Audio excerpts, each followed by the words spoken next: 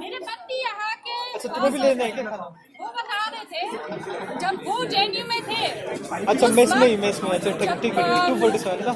Mess में हाँ, एक खाना ही कभी प्लेट। बनता था तो थाली अच्छा, बजा एक ही बजा प्लेट। के ठीक है, वो वीसी के पास पहुंचे। फिर वीसी मेस में बैठ के उनसे बात भी की है, कुछ बदलाव हुआ है। आजकल वीसी से हम इतना दूर रहते हैं, हम इतना एक्सक्लूड किया जा रहे हैं। जेएनयू एसयू हमारे रिप्रेजेंटेटिव जो है भूमिति से एक्सक्लूड किया जा रहे हैं।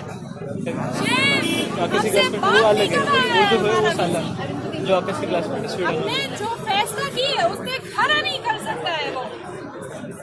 अगर ऐसा है तो वो इस लड़कियों के बारे में इस जेएनयू में इस विश्वविद्यालय में आगे और खड़ा करेगा। तेरुन बड़ी अभी सही है वक्त आ गया निकलने का।